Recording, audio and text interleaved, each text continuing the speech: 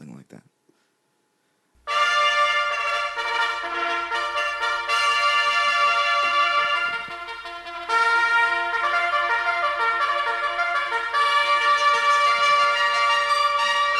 Welcome, everybody. Hello out there. This is Jarrell, and this is another episode of A Shot of Reviews. I'm your host, and with me is my co-host, Stu Cruz. Yes. Or just Stu, or Stu K, or Stewie, or whatever you want to call yourself. Yeah. We haven't been on the air for a couple weeks, so I'm a little rusty. We'll get right back into the groove of things right away, as soon as we can. Let me make sure my levels are good. Turn this. Oh. Robot voice. There we go. That's better. No robot. All right. So on this show, we like to review albums that came out in the past few weeks while knocking back some drinks. And also what we do is we do some news topics in our segment called Stu's Views. And we have a little thing we do as well. We take shots of a different drink every week or every show. And this week's shot of the show is Aftershock, which I haven't had in like over 10 years, but Stu recommended this lovely cinnamon flavored drink. I remember it from my teenage years as like, that was like the fireball of our generation. Yeah, yes. Well, hopefully it's as good as you say it is. We have actually a different... I never said it was that good. Oh, you did say it's better than the other one, though. Oh, well, they have mint Aftershock. Yeah. I never tried it, but I don't like to taste the toothpaste, and I imagine that's what it tastes Well, like. how do you brush your teeth then? You just rip your tongue out so you don't taste anything, or what? Yeah, I kind of half vomit. Oh, well, we all do that You know, when we brush our trying teeth. to like scrub the tongue. I'm like, toothpaste tastes gross. We all do that when we brush our teeth. We actually spew it back up if you think about it. All right, so this show is actually let you think about that for a second. This show will be actually a really special show because not only are we reviewing 3 albums, but we're also going to do a little review of the movie we just saw today, Straight Outta Compton. Not a full review, but we'll just tell you guys what we thought of the film. Being an avid or a really big fan, not big fan, I like NWA, and I figured that you, Stu, are just whatever. I'm hoping that the movie kind of swayed you one way or another, but I can't wait to hear about that. Yeah. So first off, let's get into our little part of the show where we get to know each other's weeks. I mean, we have 2 weeks that we didn't talk to each other, Stu, so I'm sure you have a lot of things that happen in your life. No. Actually, I have not. Oh, enlighten me on this stagnation of Stu. It's been just, grinding the working the grindstone. Just on your grind, basically, right? Yeah. Okay. I should have called you then last I get Saturday. exhausted from work. I go home and this guy have a drink, eat food, go to sleep. And Okay. wake up and do it the next day. Well, what did I do last weekend? I must have done something. I mean, I went to Roxy and Duke's and shit like that. Where were we at tonight? Actually, what did you go there for? It was a not psychobilly, rockabilly show. Oh, like what we're going to tonight. Yeah. Oh, so that's a place that does rockabilly kind of often. That's kind of like their niche there. Who'd you see? Anyone good? No, I don't even remember the band names. Actually, the first band was from Bridgewater. But they were phenomenal. The guy was standing on top of the bass, like being like boom, boom, boom, boom, boom, boom, boom. Oh, something like that with a coffin cap. And I seen the one guy. He used to chill at McCormick's bar in New Brunswick. So I saw him there. I didn't talk to him or anything, but it was a familiar punk head. And the second band was just horrible because they tried to tie in. They had like this female singer, and they tried to tie in country music. Which that doesn't fly with you. No, it doesn't fly with me. Did you stand up right away? It didn't fly with my brother either. Okay. We were just like, this is pretty bad. Did you voice your opinion, or did you just go outside? We left. Yeah. Was that the last band, so it didn't matter, or was that in the middle? Yeah, there was only 2 bands. Okay. Oh, only 2. Well, we're going to see a lot more tonight. Oh, I can't forget to mention, he's mad as hell at me. Look, you see him waving over there? Forgot to mention, when we do our shots, we have a little mascot here by the name of Little John. You all know him, and he lets us know when it's time to take our drinks. So you at home, shots? Well, why do I have to bring you the beers? Can he bring beers too? He can do that too when but he gets tired from saying his catchphrase. which is whenever he tells us to do shots, that's when we do our drinks. So you at home can do that as well. So, Little John, let us know what that's going to sound like so people at home know what to do.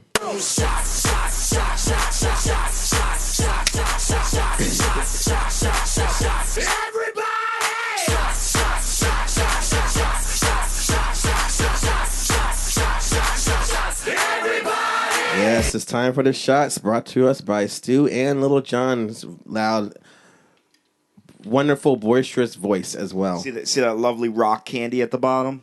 Yeah, I had this before. I tried to get it out the one time. I had to bust it open, and everyone was telling me, "Don't eat it, don't eat it. You're gonna eat a piece of glass. You're gonna eat a piece of glass."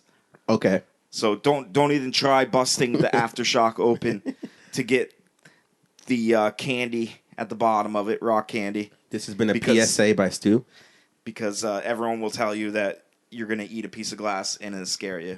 And but you could eat a piece of glass. You don't know the difference between glass and like rock candy? It looks very, very similar. It tastes different, I'll tell you that. Oh, yeah, it tastes different, yeah. Different effects when you have it. All right, let's do this right now. What glass you got? You got the main one. Is that what it is? You've never been to Maine before, right? I thought it was a cartoon. I saw the lobster being scared to go into the pot. Have you been to Maine before? Yeah, I have been to Maine. Yeah, oh. I've been from Maine to Florida, up and down the East Coast, and to California once. A toast to a great show.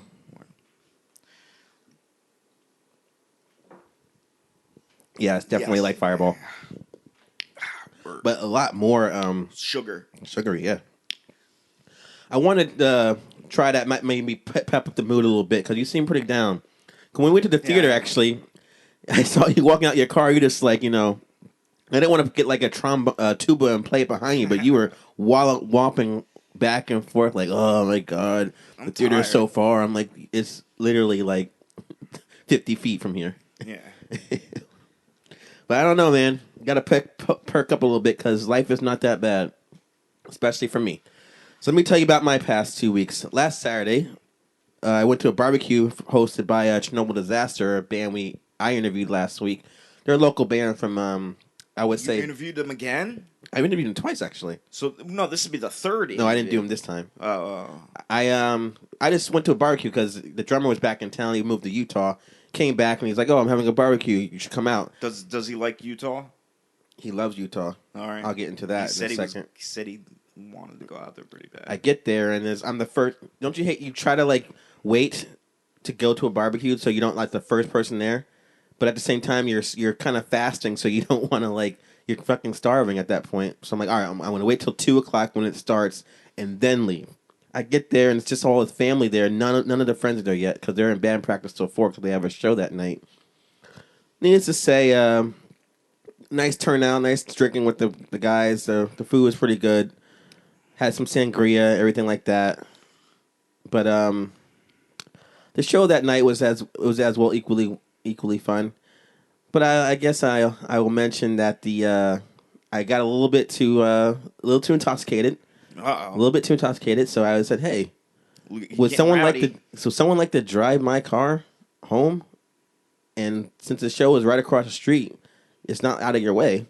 So they're asking around, and like this person, that's actually the one that drove me home was just like beautiful girl, beautiful. That she showed up. I'd never seen her before, but she shows up and she's just like gorgeous as hell. And then like and way too young for you. I'm getting to that. I would imagine because they're like 20 something. Yeah, they're 20. Average age. They're like 22-year-olds or whatever like that. Friends, yeah. Which is not fine. 22-year-olds is fine, whatever. But like what happened was she volunteered to drive the car, but which was fine, but it was just like she was like, like model pretty or whatever like that. So when I was home later, I'm like, you know what? Let me like. It's kind of weird. Eye of the beholder. So yeah. What do you? I'm saying I can't think of anyone to compare it to. But if you ever watched that show, Lip Sync Battle, there's like a girl named Chrissy. Oh. Whatever the Chris. What's her name? The colorful co-host. I don't remember. I saw. She's that pretty, but since she's actually like someone you see in real life, you're like, wow, that girl is gorgeous. But she had like dirty blonde hair, or whatever, like really short shorts, whatever. So I decided, like, kind of Facebook stalk her to see, like, so I can, like, put this to bed, my feelings. So I went to her profile, and when it said... Your feelings? of her being so hot. Yeah, pretty much. Wow. So I go on there, I check her profile, and it's like, thank God she's not that hot. Is that what happened? No, she was. Well, her pictures, Thank God her pictures suck. Her pictures did suck compared to her in her real life. So my boner's going down.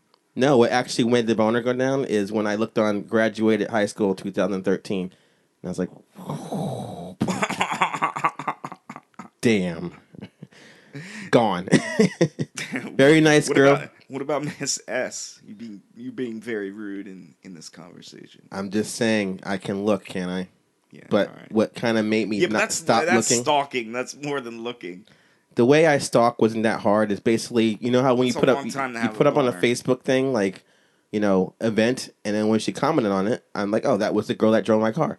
So I clicked on the thing, and then her profile came up and it said, where she's from, when she graduated high school, and I just unclicked out of it. That was the end of that. Well, you can judge me all. She was old enough to drive, so you used her. Yeah, she was old enough to drink, though. You used her and chucked her. Sure, I'll say that. Thanks for the ride, baby. Thanks for driving my car. Don't crash it. But I don't let people drive my car normally. That I've only known for like 2 hours. But I made an exception for her. She was definitely a nice girl. Is the boner gone then? Not with you in the room. I'll tell you that right now. Round. And then let's get past that as you try to judge. I see that judging look in your eye because I got shit on you too, man. My job actually today, we're gonna do another. I have to do something real quick. It's kind of a little sad, but I will bring it up anyway. My part-time job. I'm at work. Hey, fuck you. and I find out that the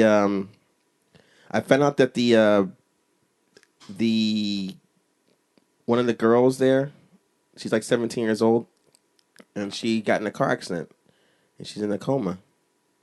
It's really sad. So let's do a shot to her, actually, real quick. Little John, let us off. I can't hear you.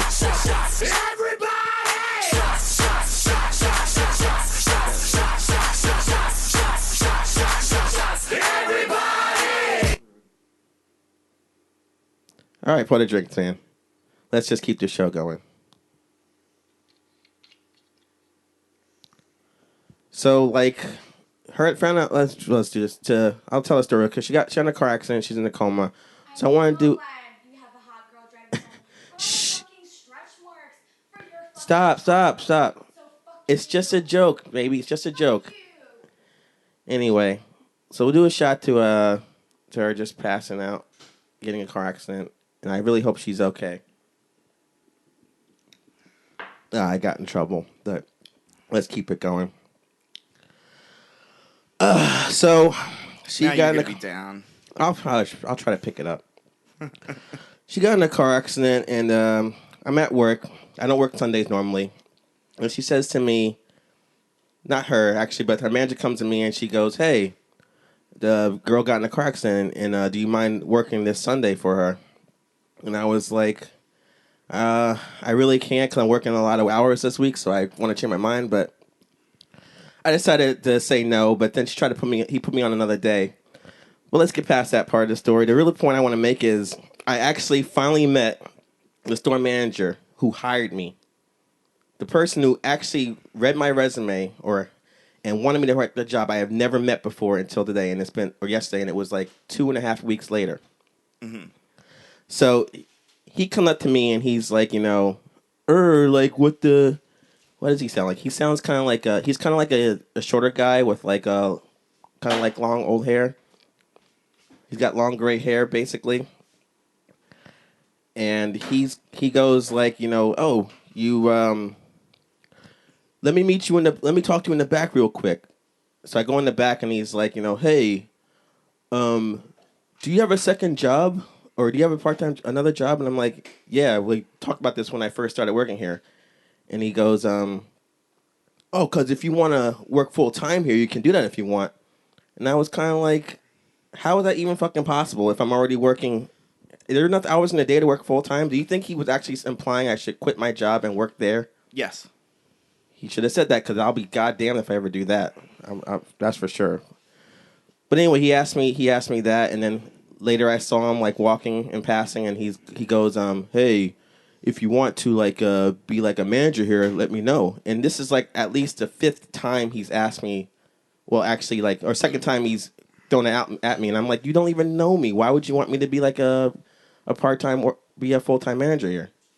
So I wanted to like grab this guy by the collar and like pick him up to the point where his legs are dangling like by my kneecaps and say, I don't want to work here more than I have to. I don't.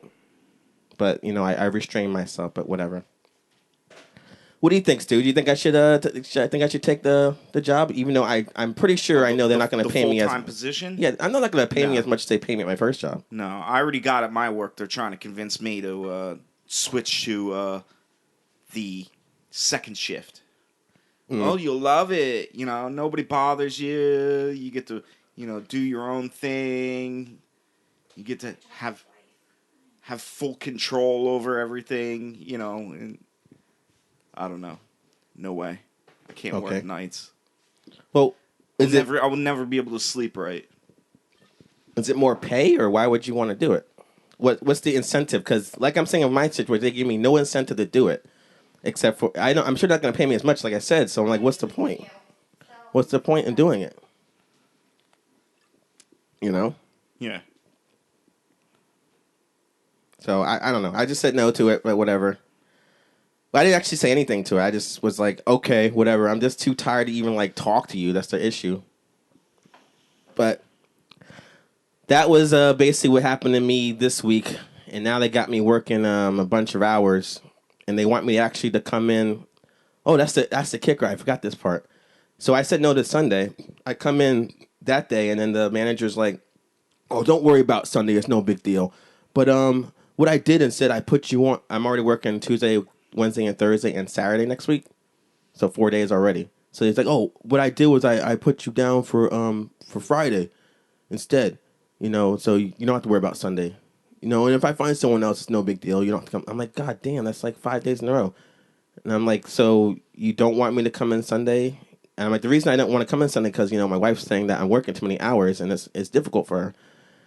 So I'm hardly home, and he's like, "Oh, it's no problem. So I'll just put it on Friday instead." I'm like, okay. And he's like, "If I find someone else, no big deal." And I was almost tempted to call out on this Friday and not come in. But he said something to me that changed my mind. You know what it was? Or it had me reconsidering. You should tell me what I should do. He came up to me. He wants me to work 5 to 10 that Friday, I should say. And he came to me. He's like, "Oh, I'll make sure you get paid like double time that day." Double time? I was like, shit. I know I'm going to regret the decision. Were you going over your 40 hours? No, it's just instead of like working, instead of being paid for 4 hours, be paid for 8 hours. Oh, wow. But I don't have to work 4 hours. So you agree I should take it too? I need the money. I agree. Well, I can work Saturdays and Sundays if I like. I get time and a half for Saturday, and then if I work Sunday, I get double time. So that means I could work 7 days a week if I want to. Mm-hmm. It's a lot of work. But you have to worry about like your body. You have to worry about your awakeness. That's why it's very strenuous. Exactly. I have like a numb kind of tingling in my arm because I've been building so much friggin' muscle from lifting wood and shit and metal, and I need the weekends to rest. You got to sleep so your body can rebuild. Yeah, like that's I've never worked such a like manual labor job before. I'm used to like being behind a friggin' desk or like in an office. That's kind of or assembly at least. I was never a big manual labor man, but now I am. So yeah, I'm gonna crack one of those too. All right. Little John's gonna join us and have a beer. Little John doesn't drink beers. He only drinks, what he drinks. Beer. You gonna actually say that this time, Little John? No, it's the exact same thing as always. And I'm actually ready for this next one because we're gonna get into some good shit now. You're trying to drown yourself in your sorrows right now. Everybody! I'm not sad. I'm just drawn that way. Actually, that's not the line. That's not the line. I'm working on it. Yeah, so like I said, you guys, we saw the new movie, Straight Outta Compton, NWA biopic movie. And that kind of ties into our reviews today later because we were reviewing the new Dr. Dre album. The what? Did you leave the doors open? It was open when I got here, so Let's let you in. You can close it. I'm talking to Stu. Stu, you can close the door. I'll do this real quick. Come back upstairs. So yeah, we saw the new NWA movie, Straight Outta Compton. Decided to see early show so we have time to record this podcast. And I want to say that I heard a lot of people say that this album was supposed to be like a movie, supposed to be like a phenomenal film. And I went into it kind of skeptical because when I look at the review, the trailers and everything like that, it came off like it's going to be a little bit too, what's the word I'm looking for? A little too foreshadowy. Where like, foreshadowy. Is that a good word? Foreshadowy? I had to walk out on Little John. Oh shit, that's right. We got to do our shots. I'm sorry. Sorry, Little John. You're exhausted from going up and down the stairs. Yeah. I don't even smoke. Crack. Wow. All right, so in the trailers, for example, there's a scene in the trailer when like Eazy-E is like talking to his homies, and then they're like, "Oh man, Easy, why you gotta be so ruthless?" Which is the name of his label. It's almost like he's gonna be like, "Wait a minute, ruthless? That's a good idea." And I was like, "Oh my god, this movie's gonna be so much foreshadowing bullshit."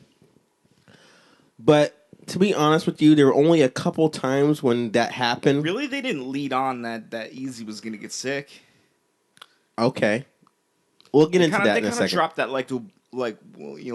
little atomic bomb, just because like if you didn't know, if you had no clue who these people were and you went and saw the movie, yeah, you'd be shocked. How many people do you think actually saw the movie and had no idea what NWA is?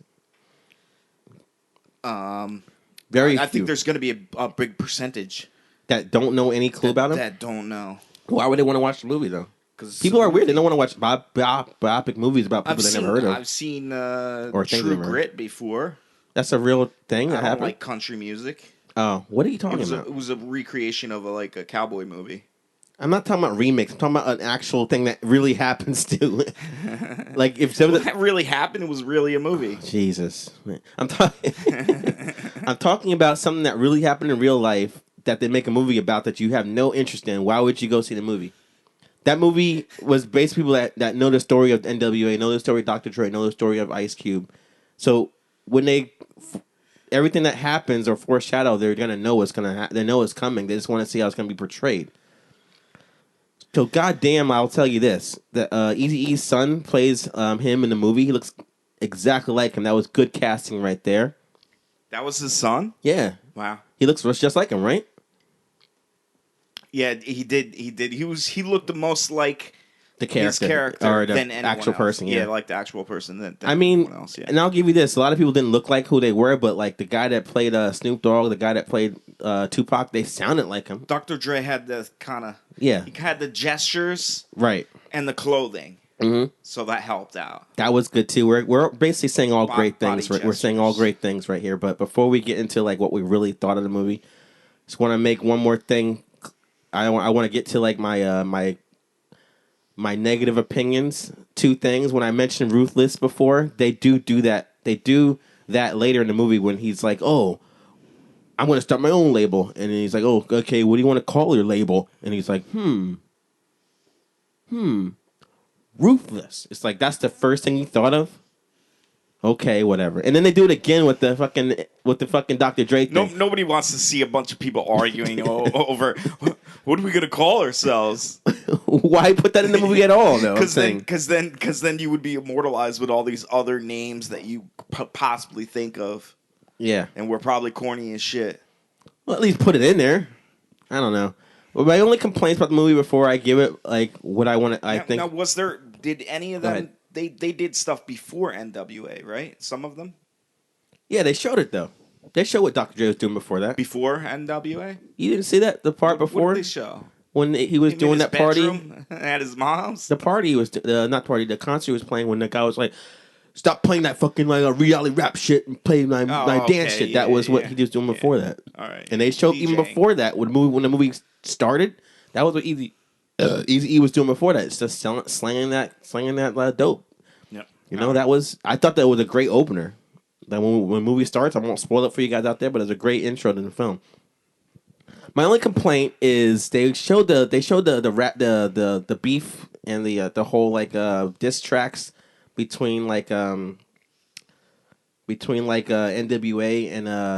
and Ice Cube. Remember they Yeah. and then they showed that, but they didn't show I thought they were going to spend more time in the NWA era and not go as far as they did. the after part. Yeah. But what they didn't show, which bothered me, is they didn't show the battle albums between Dr. Dre and Eazy-E. You know the song Dre Day, which is about Eazy-E, and then Dre and Eazy writes a song, but I don't know what his song was called because it was kind of a shitty song. But they had a battle songs too. So I thought they were going to portray that. That was going to be a big deal when they found out that Eazy-E got AIDS, and then it's like, oh man. Because when I was a kid and found out that Eazy got AIDS, that was the first thing I thought about. Like these two are like beef with each other, and now the person you're beefing with is dying. How is he going to react to that? And they didn't even cover that. So I was like, all right, they should have put that. If they put that in the movie, that would have been a flawless film. But for me, I thought the movie was a great film nonetheless. But that's my only complaints. What do you think, Stu? Oh, it was pretty good. So as a person that doesn't like NWA, are you like gonna start buying their albums and bumping that shit in your lowrider? I liked NWA when I was way when you younger. were 4. yeah, I probably was 4. Honky with attitude. No, but I mean, I listened to it when I was a kid and in high school. But yeah, I'm not that big a fan. But the movie was great. I thought could have dealt with a little less seriousness in the second half of it. Because like the first half was like party. Oh, you liking those naked bitches? That's what you were into. I got used to the whole party, and then everything started getting serious. Yeah, so I thought they could have had it laid out a little bit different as far as like I said, they didn't spend as much time as I thought they would in the NWA era. Okay. Well, I thought there was I literally teared up 3 times, like with the police brutality and the whole Eazy-E dying. I thought the actors did a great job, and it was really the dramatic stuff was good to me. You didn't even get a little misty eyed at all?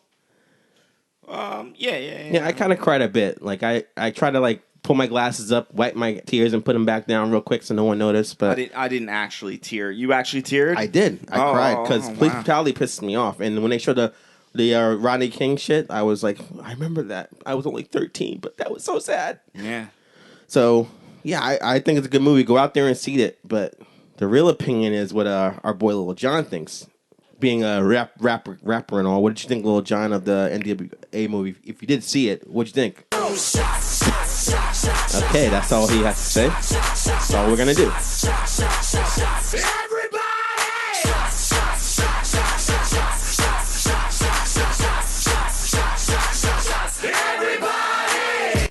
Yes. Time for more shots, apparently. I think that actually means he liked the movie. Yes. I'd take it as a yes. Yes. I did notice Aftershock, it is not only hot, but it is cool cinnamon. Which means what? I've never had cool cinnamon before. A toast to oxymorons. No, I think it's got a hot and cool kind of... I think that's the like the... After it kind of freezes your mouth after the cinnamon. My mouth feels hot as hell, along with the rest of my body, because the studio is hot in here. All right. This part of the show is a little thing we call Stu's Views. As I teased earlier in the beginning of the show, we like to pick out some topics going on in the world, and we get our Stu's skewed opinion about them. Oh, my screwed up opinion? Yes. Is that what you saying? Yes, because... Well, skew is just warped a little bit. Yes, it's warped. It's warped as hell. Stop messing with the show. Come on. I hate you right now. I'm thinking about divorcing you, and you keep going on. I don't fucking care. What did I do? Okay. All right. So You sure we don't want to, pause the recording so you can? All right. I have a funny feeling it won't help the show. So Won't I'll help just the have to show. do the brunt of it at the end. All right. All right. So a lot of I remember we talked earlier a couple weeks ago about our boy Bill Pill Cosby and how you supported her. Him. Pill Cosby. Yes. But you notice a lot of celebrities now are getting into trouble and stuff like that. And sports players. Sports. What sports player are you talking about? Well, I don't know. I don't follow sports, but I mean they're always beating wives and Oh yeah. I remember those. Yeah. beating little kids, shoving leaves down little kids' throats. And Who you is don't doing remember that? Yeah, there was some football player that beat up his little son, shoved leaves in his mouth and shit. Oh, you're talking about last year? Or Yeah. 2 years? Okay, I'm talking about Oh, recently. We got Bill Cosby. We got who else actually had shit going on in his life? celebrities are always doing Celebrities, shit like yeah. that. So that's what we're gonna get. We're gonna get into that whole Beating thing. up transvestite hookers. But we got to get into the one thing. You think you can find a celebrity that will not fuck things up, that will keep things online. But we have the one person. Jesus, we have the one person that we can talk about. That is our boy, Jared. You heard about Jared? Yes, I've heard about Jared. You did. All right. Well, for you guys out there who don't know, Jared. Yeah, I never liked Jared, so this is like this clincher. as a person Yeah. that can't is worried. We all worry about our health and keeping our weight down. And when we saw this guy putzing down the old commercials 15 years ago in his big ass pants, and then showing his pants at the same size, and he's got a fucking 28-inch belt, and we're like, God damn, how does he do that? We fucking envied this guy. No, And now nobody look. envied him. You don't care? Hold on. Hold on. I will talk to you in a second. Just calm down, Doesn't please. matter. It does matter. Just calm down. I don't want to That's too important to you. That's above me. Jeez. All right. I think you're right. We're gonna have to pause the show. right. We'll be right back, everybody. And we're back. All right. So took a little break, and I see Stu got some egg rolls for us. Yes, Filipino place down the street. little miniature egg rolls. Where I left off, we were talking about our man Jared Fogle, Subway guy. I want to read this article and let Stu know. Let us know what he thinks of it. So, longtime Subway pitchman Jared Fogle agreed Wednesday to plead guilty to allegations that he paid for sex acts with minors and received child pornography in a case that destroyed his career at a sandwich shop chain and could send him to prison for more than a decade. Prosecutors alleged that Fogle knew the pornography had been secretly produced by the former director for his charitable foundation, which sought to raise awareness about childhood obesity and arranged for Fogle to visit schools and urge children to adopt healthier eating habits and exercise regularly. Authorities said Fogle offered to pay adult prostitutes a finder's fee if they could connect him with minors for sex acts, including some as young as 14 to 15 years old. So not only prostitutes themselves, but they are finders of other younger prostitutes. Is what he's saying. Yes. It's pretty wrong. A tight-lipped Fogle sat in federal court with his hands clasped and quietly answered no when the judge asked whether he had any questions about his rights. He's expected to enter a formal plea at a later date to one count each for traveling to engage in illicit sexual conduct with minors and distribution and receipt of sexual pornography or child pornography.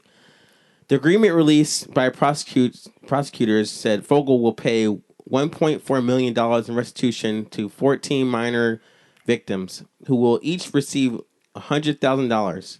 He will also be required to register as a sex offender and undergo treatment for a sexual disorder. They should get all his money. Yeah? All right, All so of it. the government agreed not to seek a sentence more than 12 and a half years in prison, and Fogel agreed not to ask for less than 5 years, according to the court documents. Federal judges have wide discretion in the sentencing, and Vogel could get a longer sentence. The child porn charge carries a maximum penalty of 20 years in prison. The court involving sex with a minor is punishable by up to 30 years. As Fogel left the courthouse, several people jeered him amid the throng of TV cameras, onlookers, and protesters. One man shouted, "Hey, Jared, leave those kids alone." If you see the photo right here, Stu, you know Jared walking like all proud and shit right now, Yeah, or back in the day. Now he's got super high the waistline. hoodie. He's hiding. He's now. he's Oh, he's shaved his. a Looks like is that him in the bottom right hand corner? right here. He's Is that ashamed. him in the bottom right hand corner though? Unrelated article. Unrelated article. Yeah. Oh, all right. Right here. Oh, it's only that picture. All right. All right. He's really sad with his putting his hoodie over his head. So Fogel is 37, and his wife filed for divorce Wednesday because of the whole allegation. He was the subway pitchman after shedding more than 200 pounds as a college student, in part by eating chain sup sandwiches. He is a public face of the company for more than 15 years, a period in which its number of locations tripled, making Subway the world's largest restaurant chain. Do you actually think that he ate Subway sandwiches and got thin, or do you think there's another thing he did? No, I don't believe him because the whole theory behind Subway is that it costs so much for 2 slices of ham on a little skinny roll that you end up starving to death. Okay. Because you can't even work that hard to make enough money to keep paying for those meals where there's only $10 for 2 slices of ham and a little piece of bread. I think he was only And eating. he had money, so that means he's probably he was only eating other like places. he's probably only eating like the veggie subs. You think maybe, and walking all the way to Subway to get subs and walking all the way home. There's a catch to how he lost the weight. It's not just eating Subway. Is what It was part of his job. If he gained weight, he would have looked friggin' horrible. So he had to. He probably worked out nonstop I believe it. and ate all kinds of garbage and fucked little kids. Oh wait, not the fuck little kids part. Oh wait, No? yes, That fuck could the little kids lose some part. pounds. You know that could burn calories. Fucking children. So Subway suspended the partnership in July after agents raided his home in Indianapolis suburbs known as Zionsville, and the chain said this week that it had ended its relationship with Fogel himself. Federal Federal prosecutors alleged that the documents that Fogel traveled to pay for sex acts include with minors from 2007 until as recently as June, and that he repeatedly planned business trips to coincide with his sexual pursuits. The court documents detailed the charges against Fogel, stating that he paid for sex in New York City hotels with 2 girls under the age of 18. One of the girls told investigators she had sex with Fogel 3 times in November 2012 and again 2 months later in January. And she's rich. Now she is. After their first meeting, Fogel allegedly texted a girl and offered to pay her a fee if she could find him another underage girl to pay for sex acts. So I think he only likes underage girls. Once they cross the 18-year-old border, he's just not interested. Yeah. Yeah. No boys. Only girls, sound like. Huh? So during these discussions, Fogel stated that he would accept a 16-year-old girl while stating that the younger the girl, the better. Ugh, gross. Post to social media placed Fogel in New York around the date of the alleged sex acts. Last page of this whole thing. Between 2011 and 2013, Fogel also repeatedly sent text messages to escorts, soliciting them to provide him with access to minors as young as 14 to 15 years old, adding that he would only make such requests after engaging in sex acts with the escorts to ensure they were not undercover police officers. The documents also allege that Fogel on multiple occasions received sexual explicit images and videos produced by Russell Taylor, who was 43, who also ran the charitable Jared Foundation. So 2 months before Fogel's home was raided, authorities arrested Taylor on charges that he produced and possessed child pornography. Investigators said that they discovered a cache of sexual explicit photos and videos Taylor allegedly produced by secretly filming minors' children at his home. Prosecutors also alleged that Fogel received from Taylor multiple images and videos, some of which were taken by a video camera hidden in a clock radio that filmed children changing clothes or bathing. Some were taken in buildings where Taylor lived. The document also said Fogel knew those depicted were minors, some as young as 13 or 14 years old, and in some cases knew the minors involved by name and had met them during social events in India. And the Associated Press writes Tom Murphy and another guy, Brian something in Minneapolis. I don't know why I'm reading that. Let me just tell you where I got this article from. I got this article from Huffington Post. Yahoo News. Oh, Yahoo News. So, we got him. We got the Bill Cosby, which I mentioned earlier.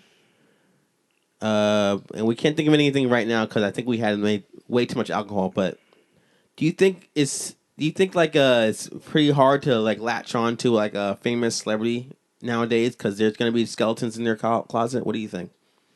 Latch on to a celebrity. Yeah, every celebrity we like or like, oh, they're cool, has shit on them. Like, I just read on Facebook 2 days ago. Like Angelina Jolie slept with her brother. That's old. I'm talking about like today. I know. Literally yesterday, I saw Gene Simmons from Kiss. Yeah. They're raiding his home old. too. Gene Simmons is old. No, they found Gene Simmons has like child porn on his computer too. Oh, really? And his wife Shannon Tweed, who got me through many lonely nights when I was a teenager, watching Skin and Max and her Night Eyes movies. Oh. She's divorcing him, and same thing. It's like when you're a celebrity, you can't even do anything. And if you've done something in the past, there's no point being a celebrity because they'll find it, they'll dig it up, and TMZ or whatever will dig it up, and then you're basically fucked. What do you think about that? Shit. I mean, it could just as easily be the modern way of trying to screw someone over is planting some, getting to know their wife and then having their wife plant some porn on them and destroy them. The wife gets half the money, and then I'm sure there's some cut for who helped the destruction and wanted the destruction. Yeah. I don't know. It's just like it seems like Conspiracy level. It seems like there's no one to look up to anymore because all our heroes, whatever, from our days when we were younger, there's something going on. Pedophiles or wife beaters or child endangerers or like to drug their women to have sex with them. Oh, yeah. The case may be. So that's what Stu thinks about that. Little John thinks this. Everybody!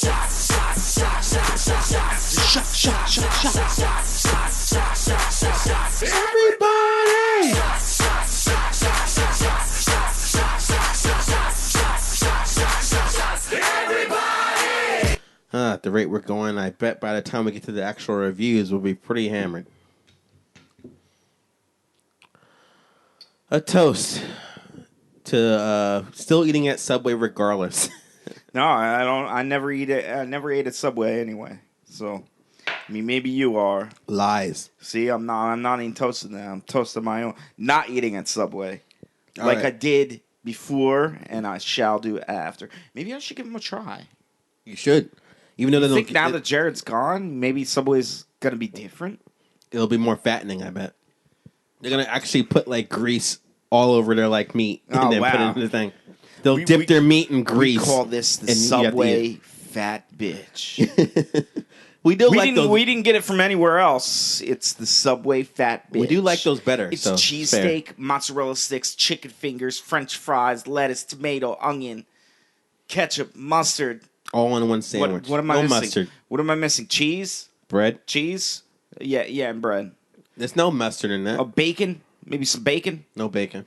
Oh, You're talking about a fat bitch? fat bitch? Yeah, no bacon. Oh, yeah, I guess there's no bacon in it. You gotta. They're the way. Subway fat bitch. Yeah, You waiting for it. that's gonna be in the Waiting for future. All right, next story. Stu, you strike me as a person that can solve capers real easily. Let me ask you this story that is. Scooby Dooby Doo.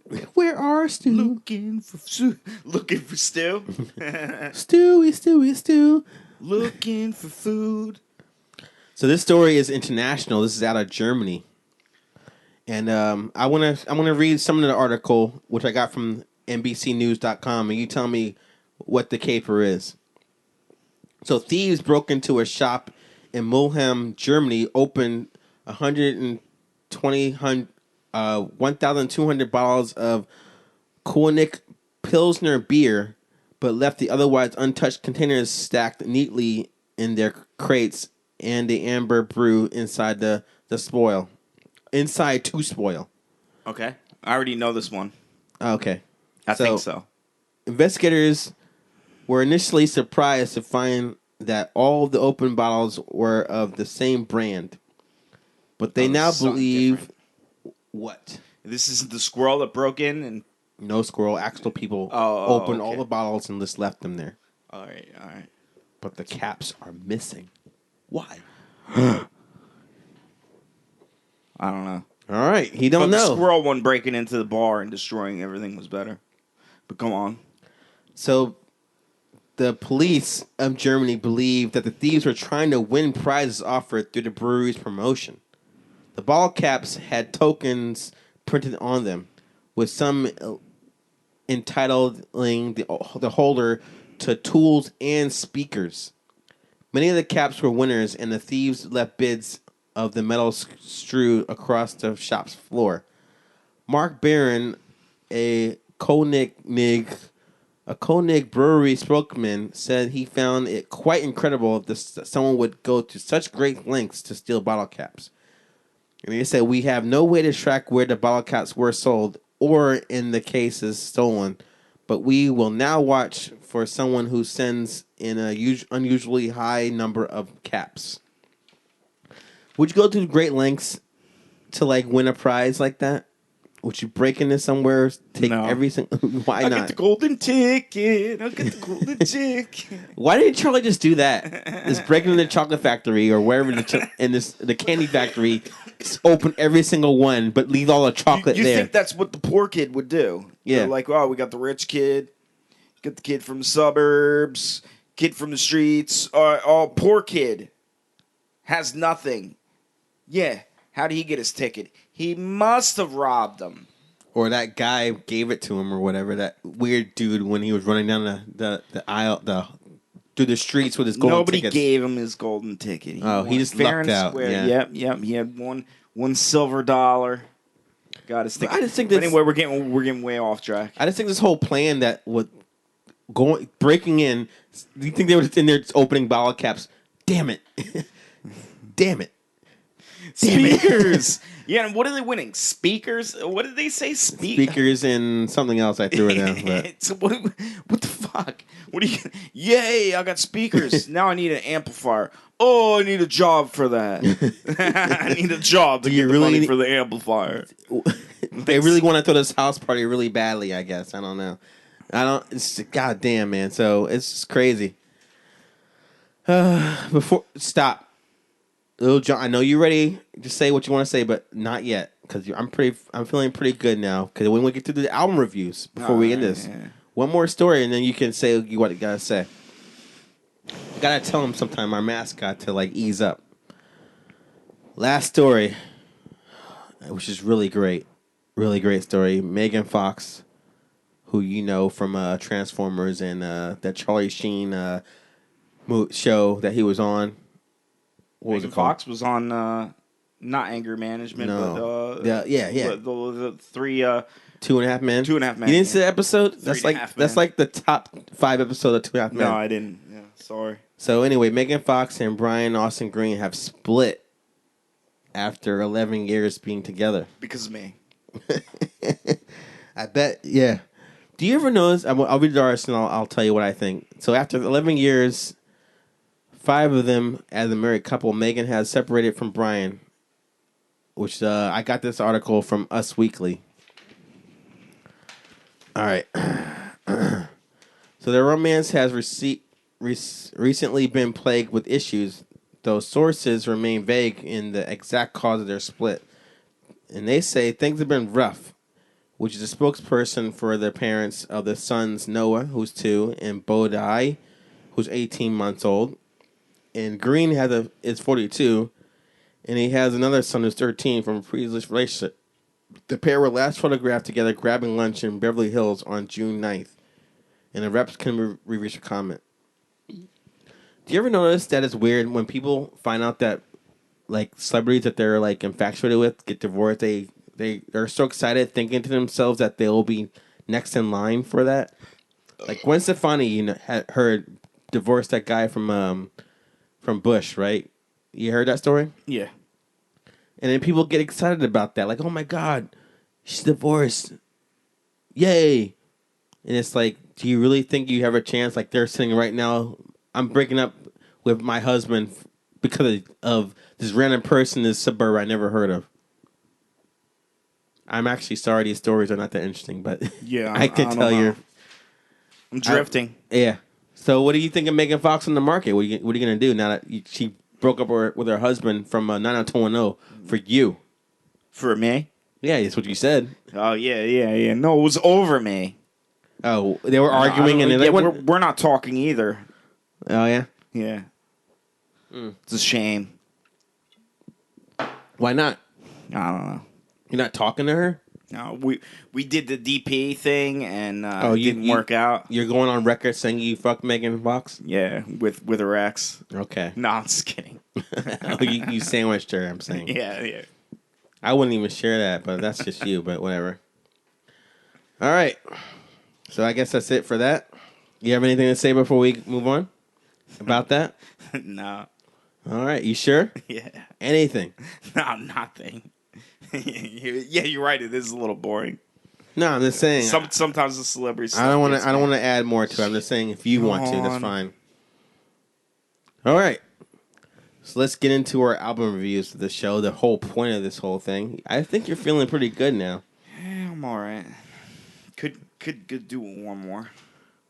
Lil Jon, now you can talk.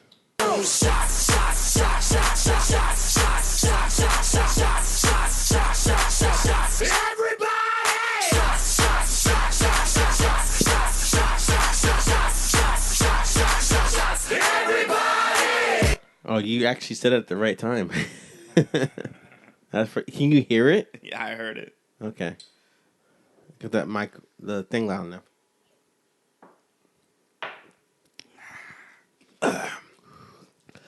All right, a little discretion here. What do you think of the Aftershock? Can we review the Aftershock now that it's taking full effect? The Aftershock is great. I'm pretty drunk. The cinema's great. The Cool. The coolness is good because I put it in the freezer like you just said. Yeah. It looks like it's getting too warm. Don't try to eat the rock candy. Maybe it's we only should for put show. maybe we should put it back in the freezer when we leave. Yeah. Or I at think some I'm point done on tonight. that. I'm hoping Little John's gonna take a nap. But all right, Stu. This is how we're gonna work this first review. You can chill out, and you can make some opinions going on. Do this. You're fucking up, man. Microphone in my eye. You're fucking up. Hold my head up. I sent Stu the albums we're gonna review to listen to early, and he fucks up and doesn't You listen. sent them on my phone, not by email. I normally check my email, and it was on my phone. I forgot about it. Excuses. It's not hard to listen to an album. All right, we run into this every week. Yes, and I'm going to put you on blast on air. What is the problem? I'm listening to albums, or if you can't, let me know. Why is the problem for you? Strenuous. It's strenuous just sitting there listening to music? Know. Yeah, you're lucky you get to pick out the albums, and then you're like, oh, I get to listen to this. Like, when do I get to pick out albums and get to listen to them? So would that work for you if I This is let you Jarrell's pick? views. Jarrell's views. Do you want to pick out the music for next week? No, it's fine. So what are you bitching No, about? I do want to pick out. No, I do want to pick out the music. So how about this? You know how we normally review 3 albums a week, right? How about I give you one album to pick One. I only get one album. out of 3? That's that's Okay, 33%. Do I have to write up a review like you? You don't have to write it down. I'll write up a review if I get to pick. If I get to pick one of them, That's fair. All right. I get to find a new album. You want to do it next week? Fine. All right, next week you get the pick. Cause I don't have a third album. Dare you. I don't have a third album. So next week You don't have a third album. We'll have, All right. but you have to pick something that just came out. How recent? No more than like 3 months ago. Really, no more than 3 months. I can't give it. It doesn't get the 2015. Okay, anytime in 2015. We're fucking like August. Come on, man. Yeah, nobody's gonna watch this show or listen to the show like 3 months after. After what? That's about the time it would take somebody to find our show. Probably about 3 months. Not what? So, not what the way I'm promoting. So that means it's 8, 7, 6, 5. What is it? May, and then you'd be worried about. Damn, we're going back to May. All the thing I'm reviewing was the same month. And you're going back to May. All right. I'll find something in the same month. All right. Well, what do we have to review? All right. This week. So this week, because you're fucking up, am reviewing the latest from Dr. Dre. And as I said earlier in the podcast, we went to see. Hard to find. We went to the illegally. We went to the NWA biopic movie. So I thought this review would be perfect for this particular podcast because we saw the movie, and now we're reviewing the latest album from Dr. Dre, which is called Compton: a soundtrack by Dr. Dre. Now, I'll read this by myself because I'll tell you guys right now. I send the link to Stu. He listened to the I listened to it, and by the time I listened to it, the same day it was gone. It was gone. It was gone. When I went to try to find it, it was gone. So he wants this thing to be exclusive as hell. So it's been 16 years since Dr. Dre released his second album in 2001. And after 14 years of promising a third album titled Detox, Dre has decided to completely scrap that project, which I guess is the reason is Detox. Yeah, remember those days? That's what I ended up finding. Oh, you want to tell people what you did? Yeah, well, I found Detox 8 by typing in that Compton. Yeah, Compton album full. So you Dr. got Dre Compton. You got Rick rolled full. basically. Oh, really? You got Rick rolled. Thanks. So that wasn't the actual album. So it was some bullshit Dre was doing, and he's saying Detox, which he's been promising for over a decade, is not happening. And I think the reason is because he realized, like the rest of us, that it's not going to happen. But he's saying the reason he's not putting out Detox is because he thinks it wasn't good. But I'm saying, like, it took you 14 years to realize that it's not going to be a good album. Fuck you. So, however, the recent release of the NWA biopic movie, Outta Compton, he's using this opportunity to produce and put out the album titled Compton, which has been exclusively released through Apple Music and iTunes. And he claims none of that Jay-Z shit. Not through what's it called? Entitled? Titled. Yeah, Titled. Yeah. Titled. Yeah. So this one is gonna be through those things only, and he claims it'll be his final album. So this is gonna be a lengthy review because, as popular as Dr. Dre is, I want to really get into how Probably great is this album be is. Untitled too. So I want you to chime in. Sell it to everyone. To chime in if you're even remotely interested in this album, Stu. If I'm remotely interested, well, dude, what I did hear was good, and then what you heard bullshit. I heard the Rick Roll bullshit. Yeah. So this is what I'm going to tell. I'm telling you right now. People out there. What wasn't good about that? I mean, that was all right. What was that I listened to then? I don't know. You heard the wrong thing. All right. So, first track is an intro, and it's a song. It begins with like grandioso horns and like piano intertwined with a vocal narration about the city of Compton before the track "Talk About It" kicks things off. And even though it sounds old. Even though Dre sounds old in his voice, he still bitches about the same shit he covered back on the Forgot About Dre song. He still has a pretty good flow regardless. And this track I'm talking about features newcomers King Mez and Justice, who are on Dre's label Aftermath. Next track is called Genocide. It's more of a laid-back G-Funk song featuring Compton's famous rapper that we all know, Kendrick Lamar. Oh shit, Kendrick Lamar's in this song, Stu. What do you guys say about that? Was he an actor? All right, so Kendrick Lamar on this song sounds a little bit like Eminem with his more aggressive approach on this one, but it's not his best work. I'll tell you that right now. I got notes because it's a really great album to talk about. Next song is called It's All On Me. And it's a more jazzy number with like background horns and chilled out bass lines. And here we see Dre is reminiscing about his earlier days with NWA. But even though the song is almost 4 minutes long, it seems a bit abruptly. So I'm kind of like I'm not cool with that. Then there's a song called Dark Side Slash Gone. It's like 2 songs in 1 track. So after the intro song Dark Side, the song Gone switches into a dark piano loop that sounds like it could have been on Dre's last album. Then Kendrick Lamar returns on this song with a little more mellow flow. What do you mean by a dark loop? It's kind of like Creepy? Kind of like... I don't want to say creepy yet, because creepy is a bad term Psycho? nowadays. Yeah, but psycho? Crazy? It's not like crazy. Gothy? It's mellow. It's chill, but it's like dark and like ominous. Like you're sneaking around? Yes. Awesome. It's like do do do do do do do do do.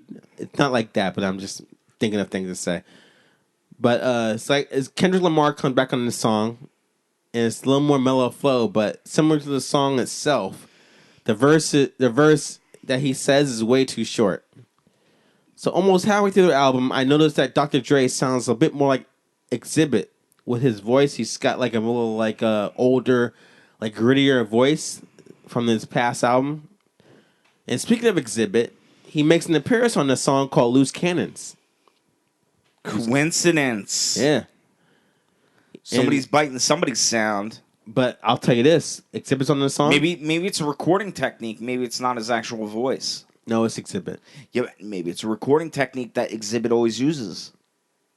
What the hell are you talking about? And now you heard it on somebody else's voice, and that's why their voice sounded like Exhibit. Anyway, Exhibit's on this song, and he helps to move the album in a better direction. But my only complaint about the song Loose Cannons is that they have a skit in the middle of it where like someone shoots his girl, and then his homies like help bury the girl, and that went for way too long. You know how I mentioned Kendrick Lamar on this album? That's second, like 2 times. Stu? It takes him 3 chimes before he finally shines in the track Deep Waters. And this song is like a bouncy banger. You need to bump this shit in your whip. And that's all I'm going to say about that song. That's a great song. So you're asking yourself, where's Snoop Dogg? You know, he's like his partner in crime. Well, the song One Shot, One Kill features like guitars in the background. And it's one of the only 2 songs in the album that doesn't have Dr. Dre singing at all on vocals. And like I said, it has Snoop Dogg on it to start off the song. And being that it's like a rock, being that the rock aspect of this one is a bit combative, Snoop tries to mirror that with his like delivery, and he completely out of his comfort zone. So I want you guys out there to try searching YouTube for his Snoop Dogg's cover of the Metallica song "Sad But True," and you'll see why rock is not Snoop's forte. Snoop Lion. Remember the game? You know the game? The game? Yeah, I remember the game. All right, so the game is on a song Is he called... in jail? No, he's not. He's on a song called Just Another Day. And for all my complaints about the songs being too short, this is the epitome of that. I don't have much to say about it because as soon as I went to write down my opinion of the song, it just ended.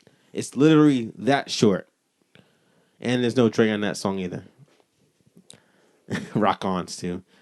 And then a song called Satisfaction channels that like P-Funk sound. It's kind of a party track that gives Snoop a chance to redeem himself from the previous guest appearance, which he does. So I'll say that song was a good Snoop appearance right there. And the track Animals has Anderson Paak singing some beautiful harmonies. And also DJ Premier does some scratching too. This song is a total West Coast jam. You'll be nodding your head all the way through. I actually wrote that down. Anything to say about that? Are you excited at all about the album, Stu? I can't say. All right. Because Stu didn't get to hear it, unfortunately. Can't So- say. I'm in the dark. One of the best moments on this album... I didn't even get a breeze through. One of the best moments on the album is an already decent beat from the song Medicine Man drops. And then, I know you're waiting for this, but Eminem comes on that track. Eminem. He comes out from like the proverbial shadows. The music switches to like an eerie piano horrorcore rhythm, and M just murders the track. Murders it. With some screaming? No, just the Eminem style, you know? Eminem style, all right. He kills that shit. And then that song He throws way too many adjectives at you. maybe. And then finally, the song that we heard at the closing credits to that movie, Straight Outta Compton, is the song called Talking to My Diary. And it combines the usual Dre beats with the jazzy trumpet solo toward the outro. This is where Dre celebrates his life, giving shout-outs to everybody that he's like worked with, and reassures himself that Eazy-E would be proud of his work. Yet, I'm going to say Eazy-E, if he was alive and heard this album, he would give this album a meh. Easy's the shit. Because in my That's why. opinion, I don't think Dr. Dre produced an album worthy of his talents. You know the Chronics do, right? The Chronic? Yeah, that was high school. The Chronic is such a masterpiece, such a classic. I can't expect him to like replicate the lightning in a bottle twice, but he should at least come close to it. Do you know how many toss-ups of drug references the Chronic gave? Is the Chronic weed with cocaine on it? Yes, Stu. It is? 16 years ago. It's weed with cocaine on it? No, I think that's Or is it just really good weed? it's really good weed. It's West Coast weed. It's just really good weed. Yes. All right, but I heard tales that it was weed with cocaine on it. You heard lies. Yeah, I know. I figured that one was a lie, but there was many toss-ups of what the actual Chronic was. But I'm saying that album's amazing, right? So I'm it's expecting something that great from him. It's being 16 fucking years since he did the last album. So, like I said earlier, the songs on this album are too short. Some of them have dialogue in the middle of them that makes the track kind of like jarring. But I will say that Drake has not forgotten his roots with the use of his old school beats. Plus, there are a handful of songs that everyone can enjoy. So I'm so torn what to rate this album because it's good, but it's not to his expectations. But His expectations. Your expectations? Yes. Oh, your Yes. expectations. To his level of greatness. Yeah, okay. He set the bar way too high to come up with an album that's kind of like mediocre, but there are some good songs on there. The only reason It didn't grow on you, that's all. I'm going to give this album a downloads album is because trying to find it? Yeah, if you go to Apple or whatever you want to put you got to pay for it. Yeah. So that might as well be a buy it. No. Don't buy it. Because you know what? You're not going to be able to download it. If you can download it for free, wherever you can find it for free, get it. Because I'm saying this right now. The reason you should get it for free, for my opinion, is because there are no like party jams on this. To listen to it. There's no party jams. There's no party jams. You know how like if people are playing new school like rap and then they put on like Ain't Nothing But a G Thing or like Keep Your Head Ringing, that's like a party jam. Even to this day, that's like a party anthem. He has no party songs on here. There are no party tracks. There are some good songs, but there's nothing it's like all political. There's nothing like he'll put on and it'll like oh shit, this is my shit. Like he used to write songs that would be like about that, about like partying, or not even about partying, but it would like get the dance floor going. Nothing but a G thing. Not everything's all about like getting you like prepared to like sit down. No, I'm just saying this is like good songs, but there's not like there's no classics on there. There's no classic music. There's no like what was it? There's no So masterpieces. it's bar drinking good time. Yeah, there's no masterpieces. There's no like You songs that will define our You generation. could sit at a bar and have beer after beer listening to this album. Yeah, so I say it's not his best work. It's not even as good as 2001, but it's okay. It's good, but it's not amazing. So it gets an It gets a download 3 times, man, Stu. I got to push it 3 times. But I bet little John thinks differently of it. Aftershock shit, yeah.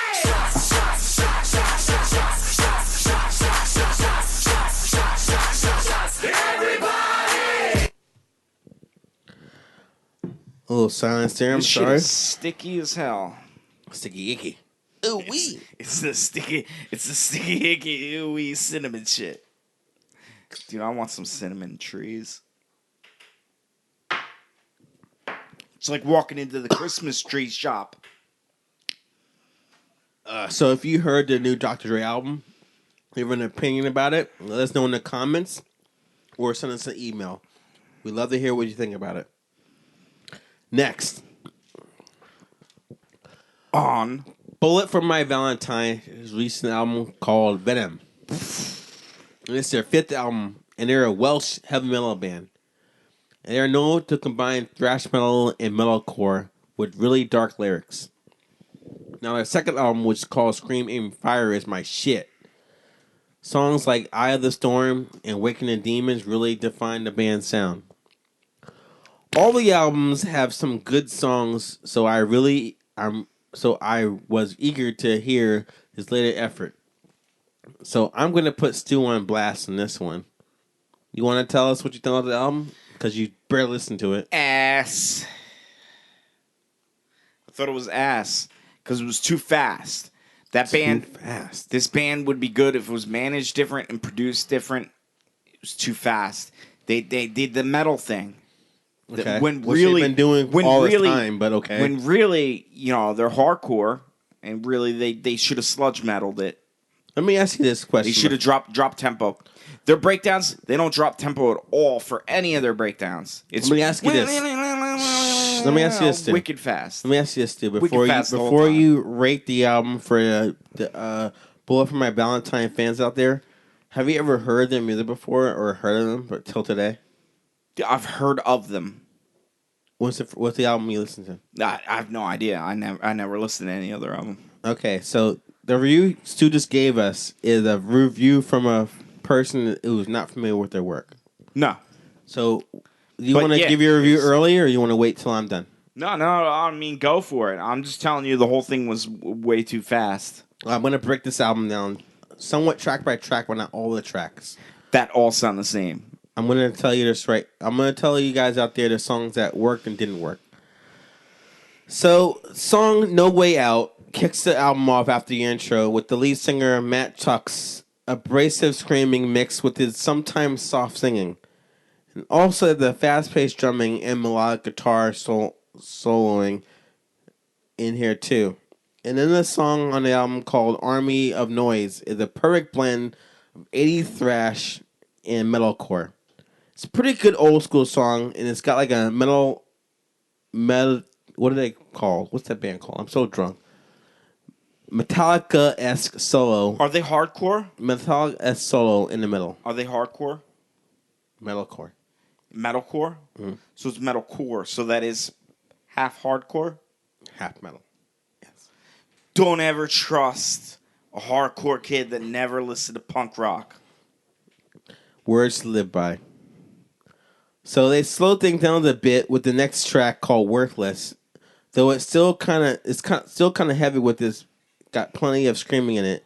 This is more of a crowd swaying song, and I kind of dig that track.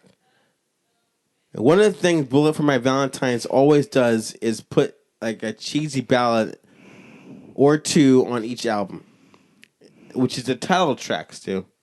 It's kind of like a gloomy early 2000 neo metal song, It sounds kind of like Edema's Outtakes. Anyone remember that band? I didn't think so. There are brief moments of testosterone here, but they're, for the most part, in a nutshell. Get it? Nutshell? No. Testosterone? Yeah, all right. The song is bland as fuck. Yay. It sucks. No, that song does. All right, well, that song But things does. get back on track with the song The Harder the Heart, the Harder It Breaks. And also with the biker metal tune, Skin. But I feel at this point, whether it's the energy of the album or it starts to dwindle or the sound starts getting redundant, I start to kind of get bored with it.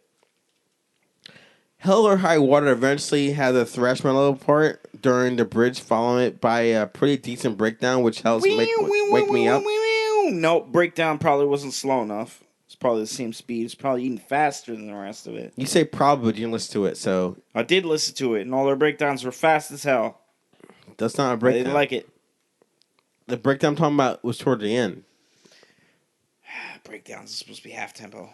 But the song Pariah is straight up essential bullet for my Valentine. The song starts off fast with dueling, singing, and screamo vocals. Plus the bass lines are pretty tight, what little you can hear anyway. Here is where the signature style is captured in one track. And if you listen to the deluxe edition of the album, the song Raising Hell is the final track of the deluxe one. This one definitely has a kind of an Avenged Sevenfold vibe to it, vocally and musically. But I picked up on that a little bit. It's still good nonetheless. I picked up on that a little bit. Sure. Yeah. Okay, fine. Don't believe me. So all in all, Stu, I gave my opinion. What did you think of this album? What do you want to rate it? No. Once again, another mediocre metalcore man. Mm-hmm. Not impressed. But you mean I can't deny talent, so I can't say fuck this. Okay. So I mean, you got something in between, like a Download and fuck this? yeah, you got something in between. You say skip it? Yeah, skip it. All right, Stu says skip it. Skip it, skip it. You know that thing that swings around on your foot? I'm going to disagree with you, artist, Stu. Skip it. You don't remember skip it? Yes, I'm going to disagree with you on Count this how many album. times you can jump your foot. I'm going to disagree with you on the And album. that is more entertaining than this album. I would rather have a skip it. I think this album is pretty solid. Bullet for My Valentine hasn't changed much.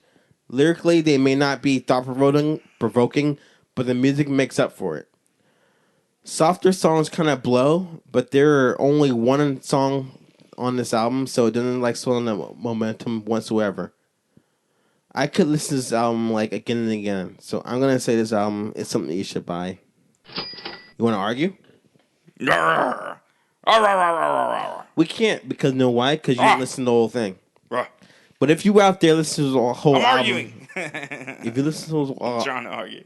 if you listen to this whole album, I love to know what you think of this. Let us know in the comments, or you can send us an email to our website. We'd love to hear what you think. Oh man, Little John, what do you got to say about this album?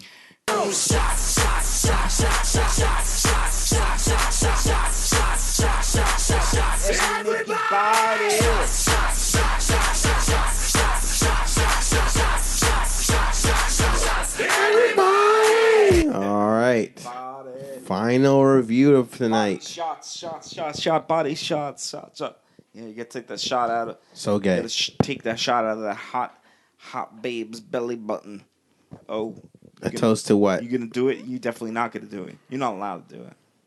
I'm certainly not.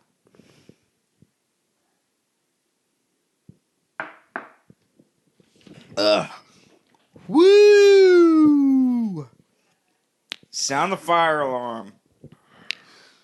Can you bring me another beer, Stu? Yeah, I can. Just give me a moment to recover. All right. Yeah, I don't have any chaser either. We got We are chaserless. 2 more beers in the fridge. Pull them out. You know, I am trying to get to Trenton for the fucking party zone What are you talking about? later on. Tonight? Yeah, I'm hoping that we can get back in time so I can go to Trenton. All right, good luck on that. We'll have a review next week of my journey to Trenton. Oh my God, something you actually did that's interesting? Yes, Okay. because it involves Frankie. You know what? Let me borrow your phone and I can record it. Okay. Yeah, I can interview him. Get the beer. How cool would that be? Get the beer. No, I'm just fucking with you. I bet you are, man.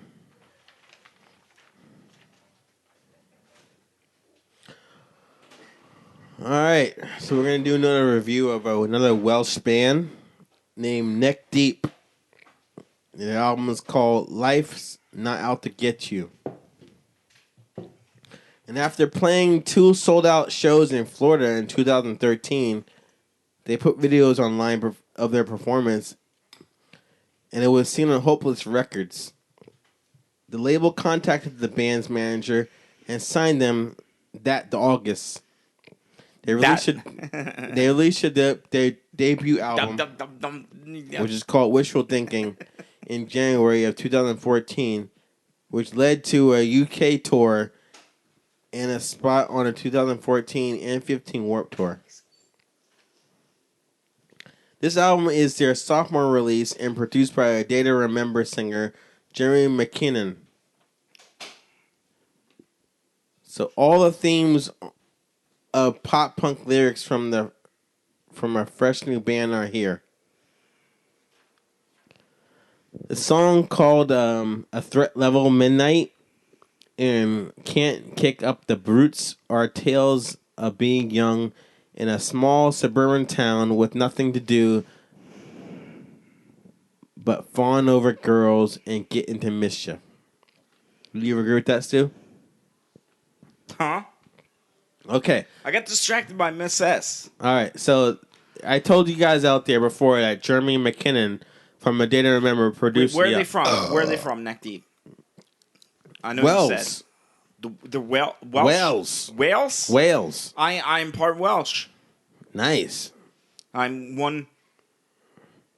8th. No, 12.5% Welsh. Mm-hmm. Oh, no. I'm 1/4 Welsh. I take that back. I'm 1/4 Welsh. Okay. That doesn't mean anything. No, so this band is Welsh? Yeah, I did like connect with Bullet them. For My Valentine, which you gave her Skip It to. Well, I did connect to Neck Deep, and they're Welsh too? Yes. 2 Welsh bands on the show tonight. Okay, well, the one Welsh band connected. Okay. Okay, you want me to give my review first or you? No, you go for it. Okay. Mine So, sucks. I said Jeremy produced the album from A Day to Remember, and he lends his vocals on the track Kalimai, which I think is from Indiana Jones. And like a lot of the songs on here, it's like bouncy, but it had like the Day to Remember gang vocals and the signature breakdown at the end. And just when the song was getting really good, it ends. So I don't like that song. Another song called Serpent starts with a mellow atmospheric guitar, but singer Ben Barlow only gets a few lyrics in before a fast-paced punk rock comes in. Quite a few songs start off like that, which, like, they will be absolutely shitty, but the energy comes right around to save everything. And I was talking to Stu earlier. He listened to the album, and I think a song that we both would agree on is like what every pop punk band nowadays does is like that to fuck things up with like a ballad. What, a ballad? It was acoustic. Yes. It wasn't even a ballad. It was acoustic. The song he's talking about is called December. It's like an acoustic track with a string arrangement. No. And that puts the momentum of the album to a screeching halt. Would you agree? Yes. Yeah, I want to die after that. I don't even want to try to pick up. I think it's almost like they have a blueprint at recording studios that tells pop punk bands, hey, insert generic breakup song here. Please make it acoustic. like all songs I heard are like pop acoustic, like punk rock bands. They put that think shit they're in gonna there. get a whole acoustic spinoff. It's their chance at a whole acoustic spinoff. Right. They could do all. Then they could do if they could open up that line and people liked it, like Nirvana or something. Then they could do all their songs in acoustic and sell a whole nother album. Yeah, I think it's bullshit, dude. Yeah, I don't know. Yeah, I thought it was. I think it's bullshit. like I did think it's not a like cliche. It's cliche nowadays. it. What an acoustic Yeah, ballad. like ballad shit for pop punk bands. When you're pop punk band. You know what? I thought they were a hardcore band at first because I heard "Citizens of the Earth" was the first track I heard. The 1st track. Okay, so go on. What do you think of this song? Yeah, I thought they were. I was like, oh my god, I'm in for a treat. I was like, this is pretty good. You know, they're doing drop tempo hardcore. And then the next song I even heard, I was like, oh, it's punk rock. That makes me even reinforce even further the hardcore drop tempo sound that had going in the first track. And then it just kept going pop punk. You don't like pop punk? I mean, pop punk's good, but they kept going with too many tracks like that. I thought they should have revisited at least the sound that they created in Citizens of Earth. What do you think of the song "Soothing Seas Don't Make Good Sailors"? Soothing seas don't make good sailors. Hold on, I have to. Oh my god! I don't have the best memory. You get a little clip. Oh, we gotta get a clip. Clip. So I'll tell you guys what I think of the song while he listens to it. Wait, hold on. I got a commercial even. So I think that song puts everything back on the punk rock track. Not a moment too soon either. And the last track, which is called Rock Bottom, has an intro bass line that's practically mirrors the Blink-182 song Man Overboard. And this song combines all the musical themes on this album in one track. It's like a kind of like slow chill part, bass slow bridge, catchy chorus, and heavy guitars, etc. Oh, well, yeah, okay, it's definitely pop punk. Okay. I can tell that much from it. You want me to give my final review first? No, or give you? your final All right. review first. Everybody out there, if you like bands like Story So Far and their mentors, Newfound Glory, plus you're absolutely crazy about Sum 41's album, All Killer No Filler, you will love this album. This is the perfect blend of pop, punk, diversified about 50% throughout the record. But personally, I like more punk in my pop punk. I like 80% punk, 20% pop to be exact. Plus, as I review this album, none of the songs are resonating in my brain, so I'm forced to give this album a download. Stu? I think it has tons of potential. Not as a whole album, but as a band. Why is that? I don't know. I think, Why do you think they have potential from the other pop bands? I think if they got a little harder, just a little harder, maybe he even played the same songs just a little bit harder. So you like more pop punk in your pop? Maybe then? maybe live they're a little bit different. I don't know. But Doesn't if they matter played about these songs live. a little Come bit on, harder, if they played them a little bit harder, it would definitely impact and make a lot of people dance. Okay. But from the album, from what I hear, not all the songs do that. And it becomes monotonous. So you didn't like Becomes the December ballad sound, song? The sound becomes monotonous. It becomes generic. But if played a little bit different, or maybe recorded a little bit different, maybe if they got different production, or I don't know, they might be able to pull it off and be full-fledged, going out there and kicking ass band.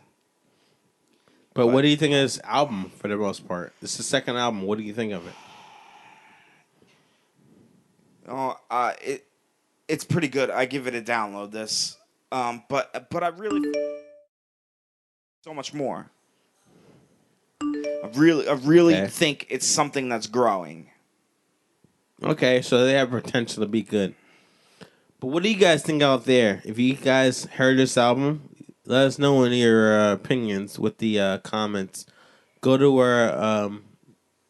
our email or make a comment down below and let us know what you think. We'd love to hear from you. And I see we've been going for a bit, an hour and a half. I'm feeling pretty good now.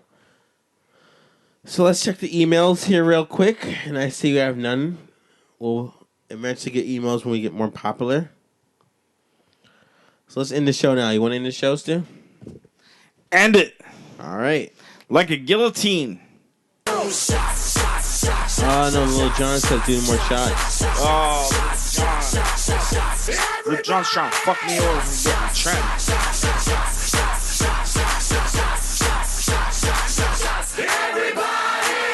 I promise Lil Jon this will be the final of our shots tonight. You poured it too strong, man. Too much in there. A shot glass is a shot glass.